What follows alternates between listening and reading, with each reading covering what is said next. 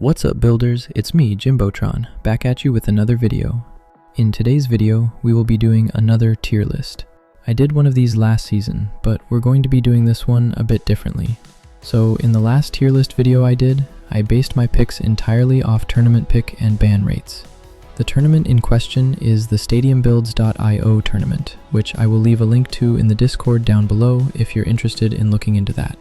However, a lot of you weren't happy with this, as I even mentioned myself in the video that what works in a tournament isn't what works in-game most of the time. So this time, I'll be bringing you a tier list exclusively based on my opinions on how easy it is to win in ranked whilst maining each hero. Let's get into it. So we're going to start off with the S tier, as I got feedback last time that people want me to go through my picks a lot more, so I'll go through them in detail. The first one is Junker Queen.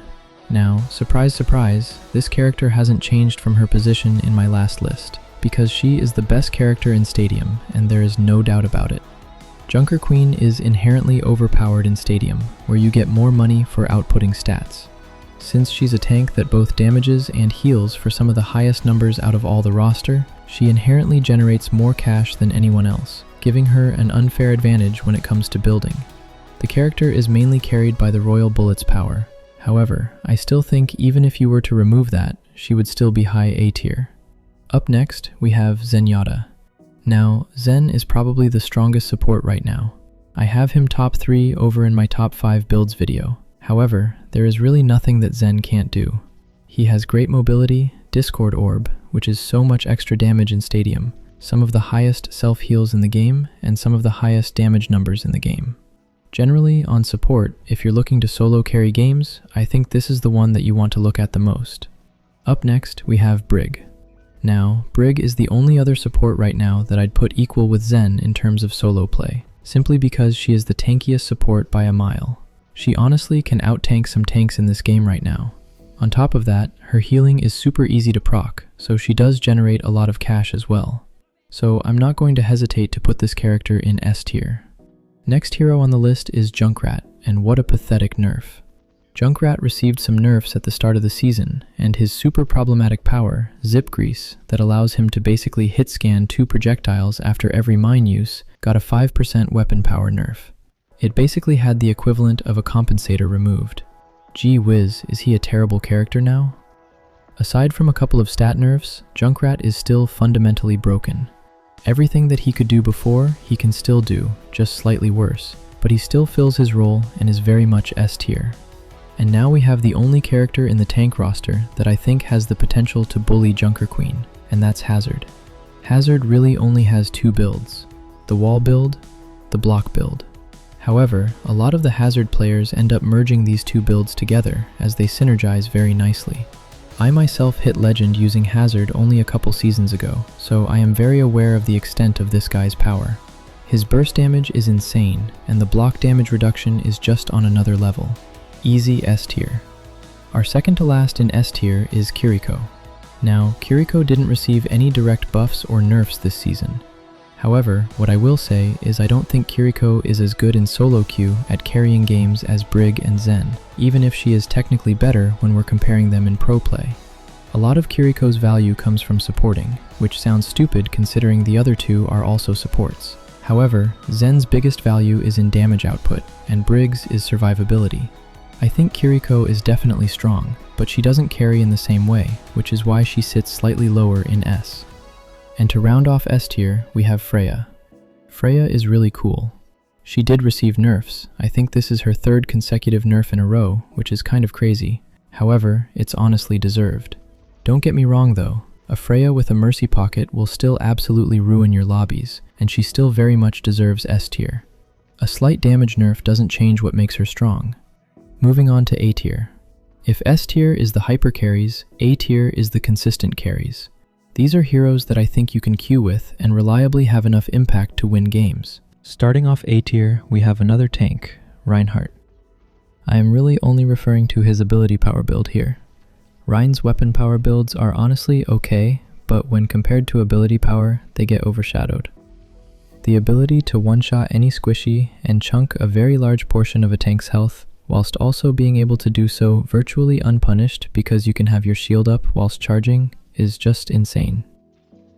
Up next, we have Ramatra, and I'm putting Ram in A because honestly, I'm disappointed. And that's not something you usually say about an A tier character, because these are all carry potential heroes. The thing about Ram is that on release, this guy had more bugs than almost any hero we've seen. Vendetta's release was so bad that I refused to make a video on her until it got fixed, so the fact that Ram's was worse is kind of insane. They've removed a lot of his interactions or had to hotfix them, and even now, he still has issues. You can't take certain powers and items together without them breaking completely. That being said, when you do run him properly, and by that I mean the Vortex build, nothing really compares. This guy is a menace.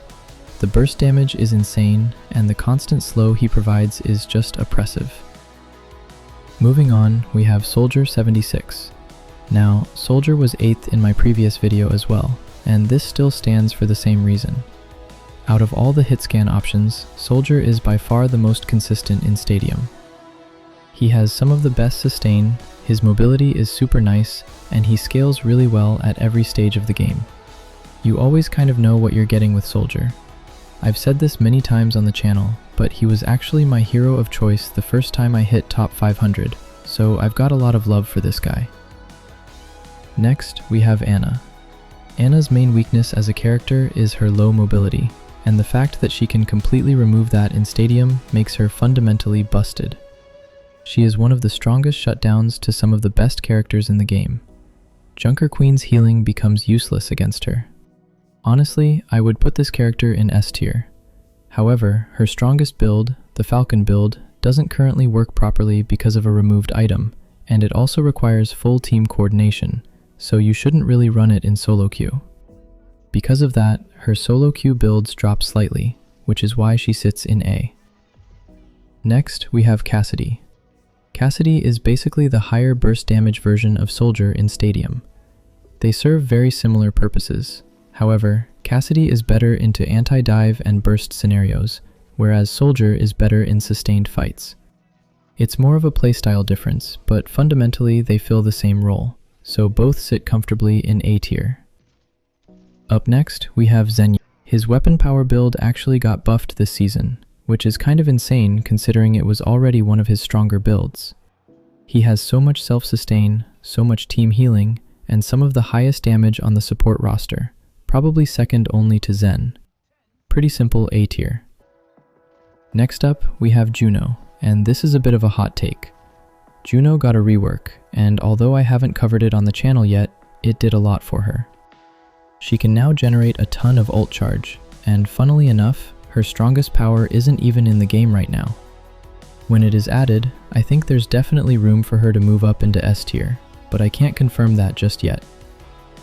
Now we have Mei. Mei is interesting because what I dislike most about her in Stadium is how one-dimensional her builds are. She basically has the same few builds, and they all play very similarly. It can feel quite repetitive. That being said, those builds are still strong, so I can't knock her too much. That's why she sits in A. Next, we have Moira. When I did the tournament video, people went crazy that I had Moira in C tier, purely because she's a stat merchant and other supports do that better. Well, here you go. In Ranked, Moira is very good for climbing simply because of how easy she is to execute. If you run into damage over time comps, you can take something like Void Hoppers and instantly swing matchups. She can output crazy damage and healing with very little effort. She's simple, but effective. And to close off A tier, we have Orisa. Orisa is strong not because she's individually broken, but because of how well she shuts down other heroes. Her spear and javelin are great tools for disabling opponents, while also being extremely tanky and outputting solid DPS. She might even have the highest DPS out of all tanks. Very straightforward A tier. Now moving on to B tier. These are characters that are good, and you can definitely have strong games on them, but they don't perform consistently in every match. Starting off, we have D.Va. She has some very promising builds right now, mostly revolving around Matrix. A good D.Va player can absolutely take over a game, but she gets overshadowed by other tanks who can do similar things more consistently. both in neutral and with their ultimates. Next, we have Ashe. Ashe isn't bad, she's just overshadowed by the other hit scans. Her whole playstyle revolves around stacking burn and farming ult, but since reload therapy got nerfed, she struggles a lot with sustain, which really holds her back. Next is Zarya. Zarya is strong, but she's what people call a noob stomper. She gets most of her value when opponents are feeding into her. Yes, a really good Zarya player can carry, but compared to other heroes, she relies more on enemy mistakes. After that, we have Sigma. Sigma is actually one of my favorite tanks, but I think he's heavily carried by Event Horizon and the Dequeeper's Thesis build. Outside of that, he struggles with build variety and consistency. Next is Torbjorn. Torb is very strong into his matchups. As a Genji player, I hate seeing him. No matter what build he goes, he shuts me down. Melee build beats you up close, turret build stops you from engaging. He's a strong dive counter, but Ana and Cassidy do that job better while offering more overall value. Next is Tracer. Tracer is honestly really strong, and you could argue she belongs in A. However, unlike Junker Queen being inherently strong in Stadium, Tracer is inherently weaker. She doesn't thrive in sustained combat, which is where most cash is generated, and she has 33% less health than everyone else. That means she scales worse by default. That said, a good Tracer can still run a lobby. And finally, Mercy. I'm not a Mercy player, so take this with a grain of salt. She received some changes, including Flash Heal, but also got a movement nerf, which Mercy players say is quite impactful. In coordinated play, she's strong, but in solo queue, she struggles compared to other supports, which is why she sits in B. Now on to C tier. These are characters that either get overshadowed heavily or just need buffs. Starting off, we have Winston. He did receive a buff this season, which helped his cash generation, and it definitely makes him feel better. However, if you're looking for a dive tank, Hazard and D.Va both do the job better. Next, and our final tank, we have Doomfist. Doom is just weak right now unless you're a dedicated one-trick. There's too much CC in Stadium, his health pool is low, and he lacks consistent sustain. He just doesn't perform like the other tanks. Up next, the absolute GOAT, Genji. I'm not going to lie, putting Genji in C tier hurts. I love this character. But realistically, Tracer does his job better, and unless you're very experienced, you won't get consistent value. Even when I was one of the highest ranked Genji players in Europe, there were still matchups where he felt unplayable. I get it, he just isn't reliable enough right now. Next, we have Reaper. He did get buffed with dire triggers, and I made a video on that, but his core issues are still there. He struggles heavily into armor, forcing early codebreaker buys, which sets you back on cash. He's also completely useless at range, and even in melee range, he's vulnerable without Wraith form. The buff helped, but not enough to move him higher. And to round off C tier, we have Sojourn. I know people won't like this, and honestly, neither do I. I really enjoy her builds, and I can pop off with them. But realistically, she's the definition of a glass cannon. She can output huge damage, but to do that, you sacrifice survivability. And unlike other heroes, she doesn't have strong sustain tools to compensate for that. And finally, D tier. These are the characters that really need help. Starting off with a fall from grace, we have Vendetta. She's gone from arguably S tier all the way down to D. Yes, I might be a bit biased because I didn't enjoy her meta, but she genuinely feels terrible right now.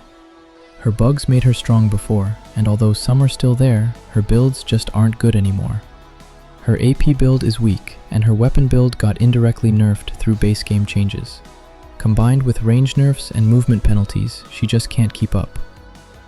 And last but not least, Lucio. Fun fact, at the very start of Stadium, Lucio had a 65% average win rate. That's insane. So what did they do? They shifted his kit into percentage scaling, and it completely gutted him. A lot of his powers are borderline unusable now. In coordinated play, speed boost is still valuable, but in solo queue, good luck getting value out of it. You'll just get flamed for low healing. Sorry, Lucio players, but yeah, he's in a rough spot. Sorry guys. At the time of me making this video, I found out that my list was actually bugged and it wasn't displaying Pharah. So to correct this, I would have Pharah somewhere in B tier. I think that she is pretty strong right now. However, there are so many anti-air items, and if you wanted to run an air-based character, I think Freya just does the job better at the moment. Anyway guys, that's everything for today's video. Hope you enjoyed it. I am fully prepared to get roasted for these takes, and I already know there's going to be that one guy telling me his main is actually S tier and I have no idea what I'm talking about. Yes, I'm talking to you. Anyway, I'll see you in the next video.